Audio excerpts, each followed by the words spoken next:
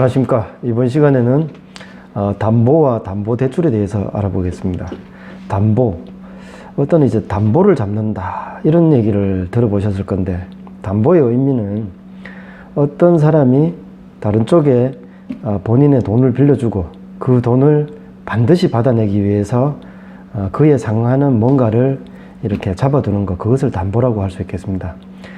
장차 이제 채권을 꼭 받기 위해서 그것을 떼이지 않기 위해 가지고 장치를 해두는 것, 수단이다, 그렇게 보시면 되겠네요. 이런 담보에는 인적 담보와 물적 담보가 있다고 그럽니다. 인적 담보는 어떤 한 사람에게 무엇을 돈을 빌려줬다 그러면 옆에 있는 사람들이 같이 책임을 진다, 이렇게 인적 담보를 설정을 할 수가 있고, 물적 담보라는 것은 내가 이제 돈을 빌려주는 입장인데 그냥은 빌려주기 그러니까 아파트를 담보로 잡는다든지 아니면 뭐 땅을 담보로 잡는다든지, 보통 은행에서 그렇게 많이 하겠죠. 그렇게 담보를 잡고 대출을 해준다, 이게 은행에서 하는 일이겠습니다. 이렇게 장차 이제 받게 될 채무에 대한 보장을 위해서 잡게 되는 그런 수단을 갖다가 담보라고 보시면 되겠습니다. 담보는 여러 사람이 같이 지게 되는 공동담보가 있을 수도 있는데, 그런 담보의 경우에는 한쪽에서 전체 금액을 변제를 하게 되면 나머지 담보도 다 없어진다고 보시면 되겠습니다. 그리고 한 사람이 그 담보를 전체에 대해서 책임을 지고 있다고도 보시면 되겠습니다. 전체의 채무가 없어지지 않으면 전체적으로 모든 사람이 같이 담보를 부담을 하고 있는 것이죠. 이렇게 이제 인적 담보는 요즘은 많이 하고 있지는 않다고 그럽니다. 그래서 물적 담보, 아파트를 담보로 해서 대출을 본다, 이런 쪽이 요즘은 많이 실행이 되겠습니다. 은행이나 은행권에서 그렇게 담보를 잡고 대출을 한다, 이렇게 보시면 되겠습니다. 여기에 대해서 몇 가지 질문을 답해 보겠습니다.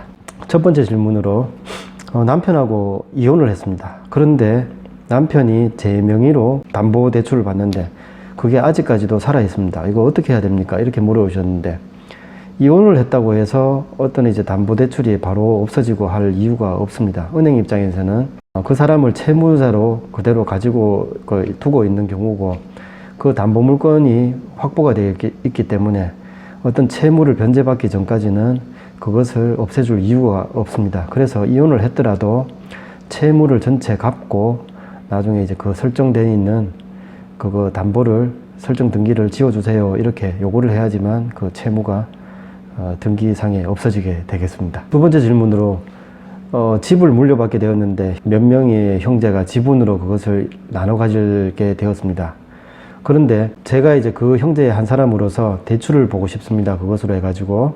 그런데 제가 혼자서 신청을 하면 대출을 볼 수 있을까요? 이렇게 물어보셨는데, 어떤 부동산에 대해서 지분의 등기, 지분의 소유를 하고 있다면 당연히 그만큼의 가치가 있으니까 거기에 대해서 담보 설정을 하고 대출을 해줘야 되겠지만, 보통 은행권에서는 그렇게 하지 않습니다. 그래서 옆에 있는 공동소유자의 동의가 있어야지만 그 대출을 실행을 한다고 그러네요. 그래서 옆에 형제분들의 동의를 받아서 본인 앞으로 대출을, 거기에 지분에 상당하는 만큼 대출을 보시는 게 낫겠습니다.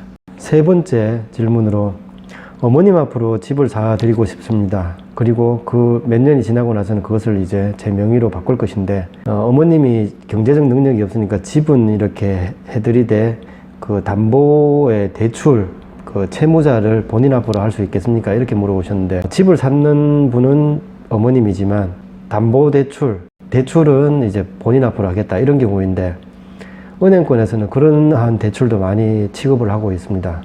실제 은행 입장에서는 채무자가 직접 이제 소유자는 아니지만 거기에 대해서 채무를 지고 있고, 그리고 담보는 그 부동산이 있다 그러면 은행 입장에서는 양쪽에 담보를 하고 있는 경우니까 마다할 이유가 없겠죠.